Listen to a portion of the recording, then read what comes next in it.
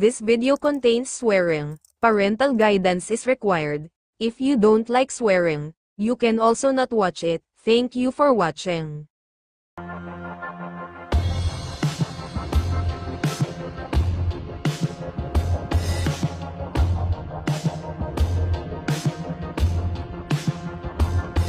Sa pagpapatuloy ng nakaraan, habang hinigop ang ating bida, at dinala ng dilim sa kasalukuyan pangitain, nag-flash sa kanyang harapan ang pag-uusap ng second son at ng hipag nito, sa pangsariling kapakanan na sila ang makikinabang, pinagmasdan ng ating bida ang babae at ang second son, bahagyang napailing ito. Ano yung narinig ko? Bulong ng ating bida, maya-maya pa ay hinigop na ito palayo, pabalik sa kasalukuyan niyang pwesto.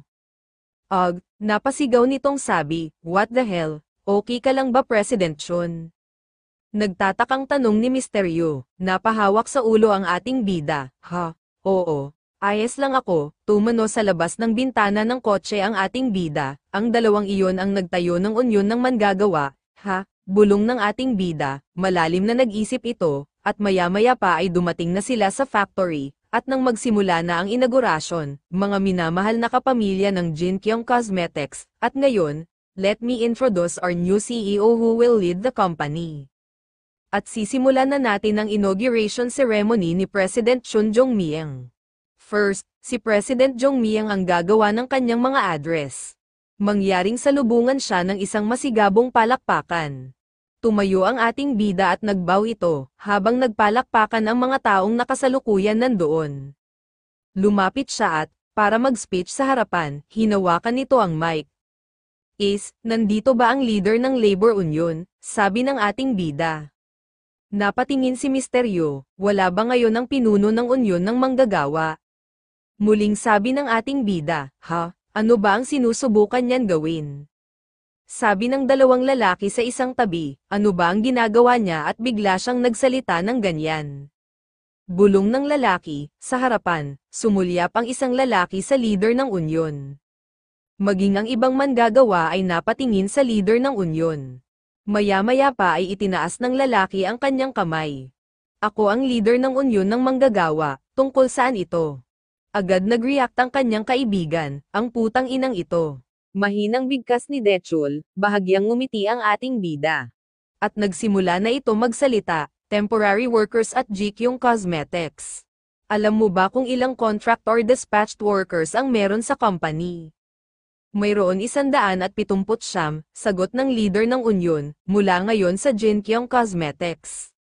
Gagawin kong full-time na empleyado ang lahat ng pansamantalang manggagawa. Sabi ng ating bida, agad nagulat ang mga manggagawa. Sigaw ng Vice President at mga shareholders. Ano sa mundo ang sinasabi niya? Nabigla naman ang leader ng Union. Hinihiling ko sa leader ng Union ng manggagawa na tandaan ang kanilang mga intensyon, at payagan ang mga gustong sumali sa Union.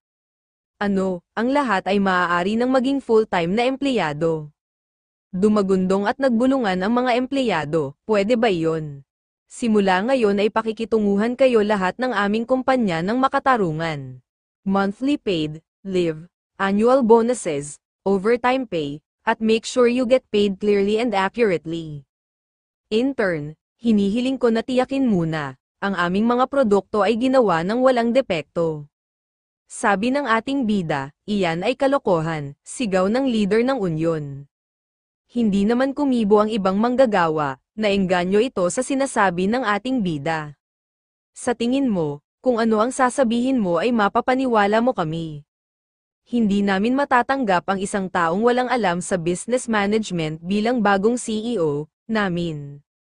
Sigaw ng leader ng Union, talaga, at sino ang kalaban ko? Sa ngalan ng mga manggagawang na nagtalaga ng kanilang sariling, kumpanyang ito ay tinalikuran ng ating Union ang bagong CEO.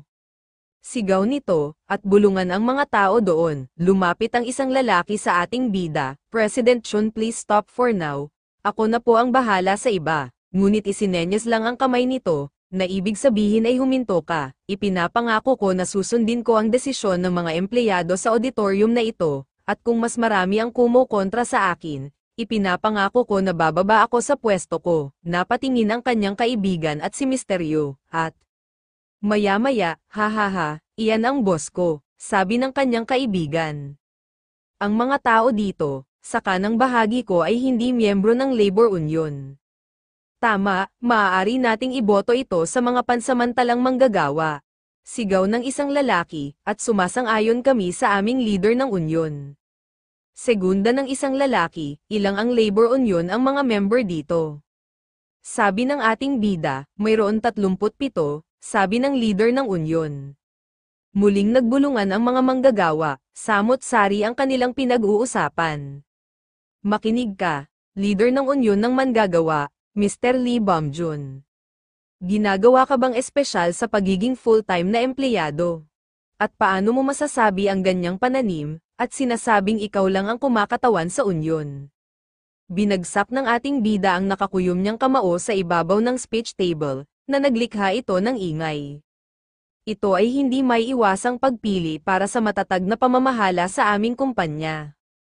Paano pa mabubuhay ang kumpanya natin? Ito ang dahilan kung bakit kami ay laban sa bagong CEO, na walang karanasan sa pamamahala ng negosyo. Sigaw ng leader ng union, "Look Mr. Lee, ang matatag na pamamahala na sinasabi mo. Ibig mo bang isave ang gastos, sa paggawa sa pamamagitan ng pagkuha ng mga pansamantalang manggagawa para sa mas mababang sweldo dahil ang mga full-time na empleyado ay mas mahal? At kung ganyan kami kaliit na kumpanya, dapat nagsara na kami ngayon. Dapat hangarin ng union ng manggagawa na protektahan ang mga karapatan at benepisyo ng mga manggagawa. Pero bakit hindi tinatanggap ng union ang mga pansamantalang manggagawa bilang empleyado? Hindi ba karapatan mong kilalanin bilang mga full-time ang mga empleyado?" Napahanga ang isang worker sa sinabi ng ating bida. Agad pumalakpak ito, na sinundan pa ng ilan, hanggang sa dumami ito. "Tama po yan sir, tama siya," ang husay ng kanyang sinabi. Sigawan ng mga empleyado, napalingon ang leader ng union sa kanyang mga kasamahan. At patuloy pa rin nagpalakpakan ang mga empleyado. Ang business management ay imumungkahi ko ang tamang paraan ng pagkilos. Kung may mali, ang union ng manggagawa ay maaaring sumulong. "Salamat po sir, tama siya," napakahusay ang kanyang mga sinabi, muling sigawan ng mga manggagawa, at patuloy pa rin nagpalakpakan ang mga ito. "Tama po, sir, ang kasalukuyan union ng manggagawa ay hindi maaaring kumatawan sa amin," sigaw ng member ng union, na ikinalingon ng leader ng union na tila hindi nagustuhan ang sinabi ng kanyang ka-member. "Ang lahat ay mangyaring sumali sa isang bagong union ng manggagawa," sabi ng ating bida, napangiti naman si Mr. Yu. "Magtatayo tayo ng disciplinary committee para sa mga empleyadong lumalabag sa regulasyon ng kumpanya o sa welfare system. At nangangako ako kukuha ng input mula sa union ng manggagawa. At huwag hayaan ang inyong mga karapatan ay hadlangan ng isang pares ng mga pinuno na nasa itaas. At ipinapangako ko gagawin ko ang lahat ng aking makakaya para protektahan kayong lahat. Bilang kapalit, kailangan ko kayong lahat at ipinapangako ko sa akin ay isa lang. Please, bigyan ng ating customer ng walang anuman kundi ang pinakamahusay na produkto." Sabi ng ating bida. Sobrang na-touch ang isang worker mang iyak-ngiyak ito na napatakip pa ng kamay sa bibig. At sobrang napahanga sa mga speech nito. "Gagawin namin ang aming makakaya sir, ililibing ko ang aking mga buto, dito sa GQ Cosmetics, gagawin namin lahat ng sasabihin mo sir, nangangako kaming gagawin namin ng aming makakaya." Muling sigawan ng manggagawa sa patuloy na palakpakan ng mga ito. "Thank you sir, Chunjong Miyang, Chunjong Miyang, thank you, Chunjong Miyang, Chunjong Miyang," sigaw at palakpakan ng mga manggagawa. Samantala, matapos ang inaugurasyon ng ating bida, nagpulong ang mga shareholder sa isang silid. Nagharap-harap ang mga ito sa isang table. Naiintindihan ko na pinapanatili lang ang korporasyon ang status ng quo. Kaya't ihahanda ko ang mga kinakailangan pondo upang ipahayag ang lahat bilang ganap na empleyado. "May problema ba?" sabi ng ating bida. "Naiisip mo ba kung paano ito makakaapekto sa buong grupo sir?" Paliwanag ng isang lalaki. Tumango-tango naman ang ibang shareholders na tila hindi nagustuhan ang ginawa ng ating bida. "Mr. Vice President, sabi ko titignan ko ang lahat. Hindi ko ba nilinaw sa sarili ko?" "Opo, ginawa mo, sir." Sagot ng lalaki, lumingon ang ating bida at tinawag si Misteryo. Misteryo, gaano pa ba ang kakailanganin natin taon-taon para mailagay ang lahat ng manggagawa ng Jikyong Cosmetics, refrigeration, at disenyo bilang permanenteng empleyado? Sabi ng ating bida, sa kasalukuyang rate ng sweldo, magbabayad ito ng humigit kumulang 1.5 billion won. Paano siya nakasagot agad? Bulong ng ating bida, ganon kabilis. Paano niya nalaman yun? Bulong ng mga shareholders. Na-anticipate ba niya na tatanungin ko siya? Bulong ng ating bida habang nakatingin ito kay Misteryo. Kung hindi, hindi sana siya inatasan ni chairman na mag-train ng oras. Muling bulong nito, pagkatapos ay paano kung sabihin natin ang lahat ng mga manggagawa sa buong grupo bilang isang permanenteng empleyado? Ilang porsyento ng reserba ng buong grupo ang aabutin? Mga may humigit kumulang 5.7 trillion won ang mga reserba. Sagot ni Misteryo, ito ay magiging 7% sa isang taon. Nangangailangan ito ng humigit kumulang 400 billion won, sir. Ano? 400 billion won, bulong ng Vice President, nakita mo na, President Chun 70% ng mga grupong panloob na reserba ay mawawala sa loob ng 10 taon. Muling sabi ng Vice President, iyon ay kung mabibigo tayo na lumikha ng higit pang tubo. Sabi ng ating bida, ngunit dapat nating isaalang-alang ang pagbabago ng kapaligiran ng merkado, sir.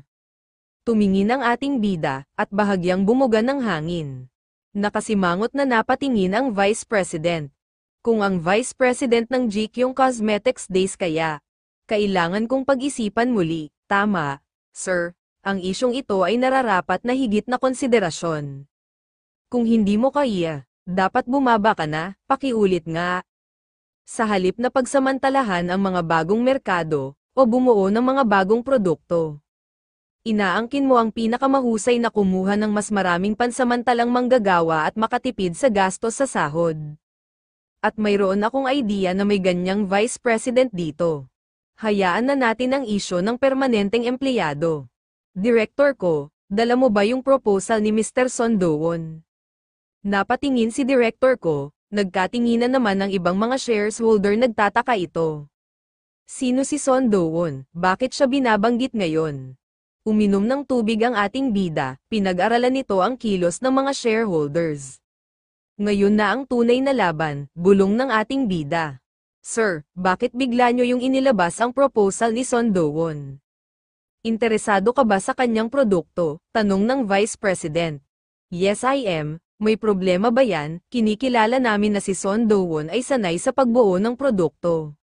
Ngunit yung lang po yun, sir, hindi laman siya humihingi ng labis na kita. Ngunit wala siyang intensyon na tanggapin ang responsibilidad sakaling mabigo ang pagbuo ng produkto. Sabi ng Vice President, I see, at isinaalang-alang ko iyon, President Chun, mas malaki problema ang pagpili na magtrabaho sa produkto ng Son Do-won, kaysa sa pagkuha ng mga manggagawa bilang permanenteng empleyado. Please isaalang-alang din ang hindi pagsang-ayon ng ating mga researcher sa kanya, Mr. Vice President, wala akong intensyon na baliwalain ito, kung ano ang ginawa mo at ang mga researcher para sa Jikyong Cosmetics, pero maging honest tayo. Ano ang pangunahing halaga ng ating kumpanya na pinakasikat ng moisturizer cream at serum? At sa primary cost para sa lipstick ay 91, di ba? Para sa moisturizer, ibinubuhos namin ang mga sangkap sa mga lata ng drum, iikot ang mga ito kasama ng mga makina, pagkatapos ay ipapackage ang mga ito. At ang mga produkto nito ay umaabot sa 800 kasama ang case at packaging costs, then, ibebenta natin iyan ng 79,000 won, ngunit kahit na may margin tulad ng Jikyong Cosmetics ay bahagya na pinapanatili ang ulo sa ibabaw ng tubig. Sa tingin mo bakit ganon? Muling sabi ng ating bida, sinong nagsabi sa kanya ng lahat ng iyon? Nagtatakang bulong ng mga shareholders, please isaalang-alang ang higit pa kaysa sa presyo ng mga mamimili. Sa lahat ng idinagdag na gastos sa pagpapatakbo ng pabrika ang actual na gastos ay 10 beses na higit pa. Bukod pa rito, dapat idagdag ang lahat ng gastos sa pagpapaunlad, ng marketing at ang pagpapatakbo nito. But most of all, kung tayo ay mag-i-invest ng higit pa sa ating mga pasilidad upang bumuo ng mga product ni Son Do-won. At kapag nabigo ang produkto, mahirap makuha ang pagkawala na nagbibigay sa ating kasalukuyan mga mapagkukunan. At sa paghahanap ng paraan para mabawasan ang ganitong panganib. Sabi ng Vice President, iyan ang trabaho ng executive dito.